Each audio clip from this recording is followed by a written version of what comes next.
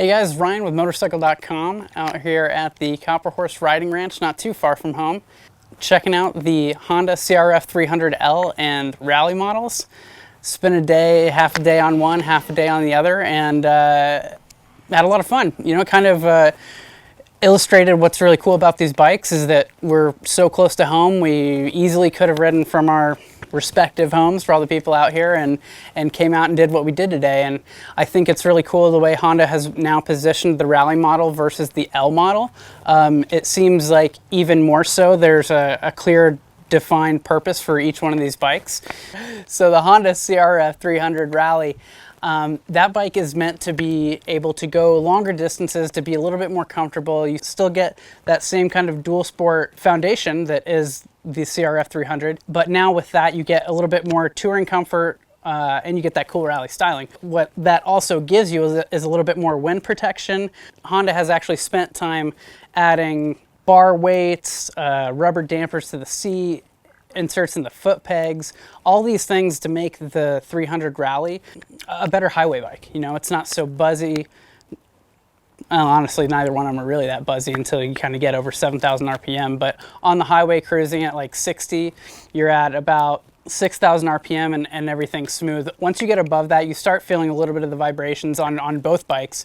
But as far as cruising through some of these twisty roads out here around the ranch, that bike is like a Cadillac. It's so smooth on the road. You know, once you get off-road, that's when you start realizing, okay, well, this thing's got a little bit more fuel capacity, you know, it's got a little bit more weight with some of the extra parts that are on that bike, and it kind of moves through its suspension a little bit differently than the L model.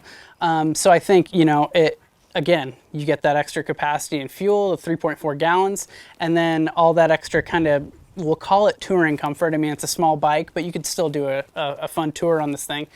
And then you have the CRF300L that is more focused on being kind of a more well-rounded dual sport bike. And so that thing, we're told the spring rates are different. The suspension kind of feels, in my opinion, substantially different, and the L kind of holds itself up better off-road. I feel like maybe the Rally is in a little bit of a different spot in its suspension stroke, and it kind of moves through it a lot quicker.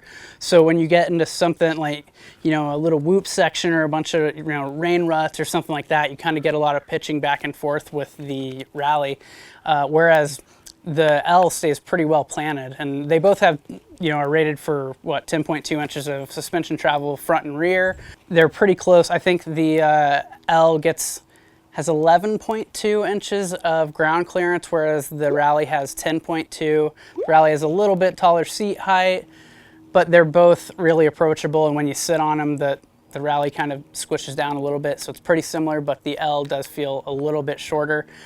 We kind of did, you know, that more street-focused ride and fire roads on the Rally this morning, but then in the afternoon we, you know, went out to a close by OHV area and did everything from fast fire roads to rocky hill climbs to single track, silty single track. Really, we did a little bit of everything. And again, what's so cool about these bikes is I could have ridden from Long Beach to where we are now and had a great day out ripping on this bike and then rode home. You know, that's the great thing about a plated, you know, dual sport bike in general. But I think this new 300, it's got a little bit extra torque. It feels good on some of those kind of lower speed climbs. You can kind of tractor up those a little bit better. So I think that, you know, stroking out the engine a little bit probably helped out with that. I think what we really want to do over at Motorcycle.com, we happen to have a Kawasaki KLX300 in the stable right now, so I'd like to get the guys to let me take one of these 300Ls home and see how those two bikes stack up, because they're both great bikes and I think they're both going to appeal kind of to the same rider. And I just recently rode the KLX300 and I couldn't tell you which one's better off the top of my head right now. They're that close, and I really enjoyed what we did with the Honda today. And again, thanks to Honda for allowing us to get out and test these two bikes in different ways. Again, close to home, really illustrating the way people are going to use these motorcycles.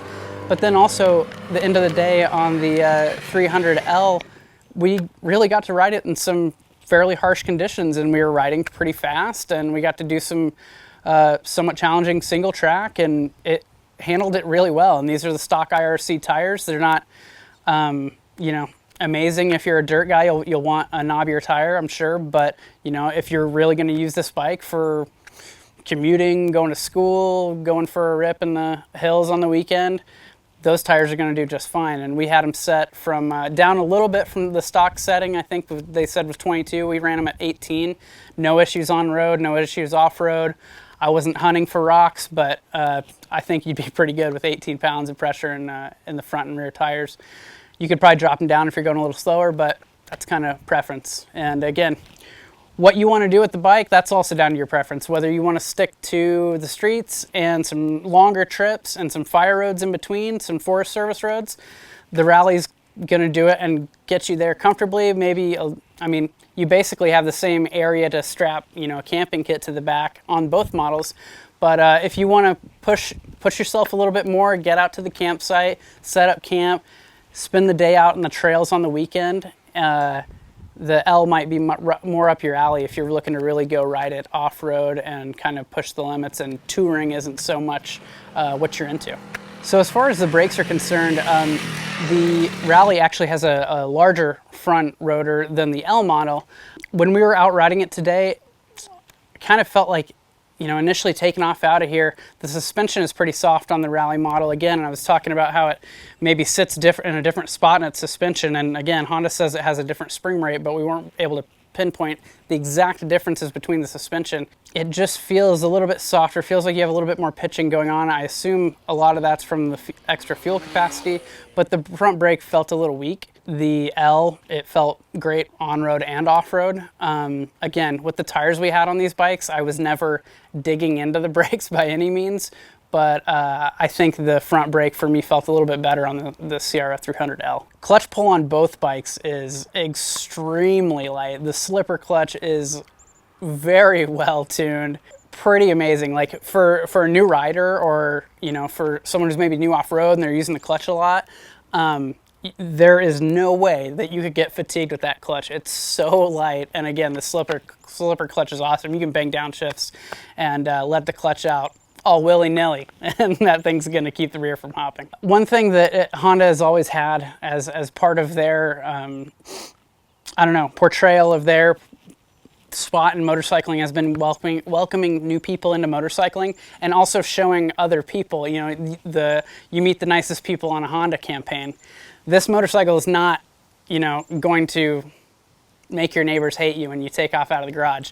I'm sure there's some aftermarket pipes that could do that for you if that's what you're aiming for, but it's a pretty low decibel exhaust note. You know, it sounds good. It sounds pretty, you know, just kind of whatever, but it's quiet, and honestly, that's probably better. You know, your neighbors won't hate you. You can maybe get away with riding some places where you shouldn't be. I'm not saying you should do it, but you could probably get away with it. So we talked about the seat heights being a little bit different on the two models, but again, focusing on touring, the Rally has a little bit of a wider seat, and I'm not sure if it's actually thicker cushion or if it's just a little wider. They were telling me they're almost positive it's the same seat cushion material, but the Rallys did feel that just because it was a little wider, you can kind of sit on it, the cushion feels good. You can feel the edges of the 300L a little bit, but it wasn't anything that was bothersome during our ride. We're standing up for most of the time too, though. Basically, this is just a better model than it was before, and with the Rally and the L models, it's a better differentiation between the two. So if you were looking to do more touring, it's not just the same bike with a bunch of plastic on it, you know, and one without. Now there are more serious, there was more effort put into the Rally to make it more of a touring bike and to really separate that to appeal to riders who want to do one thing and riders who want to do the other. So yeah, guys, thanks for watching the video. Again, keep an eye out for the comparison against the Kawasaki KLX300, both great bikes, and I'm looking forward to riding them. And again, thank you for watching. Thanks to Honda for having us out. And if you want the full write-up, specs, photos, and everything, you can check it out over on Motorcycle.com. We'll have the link in the description. Thanks.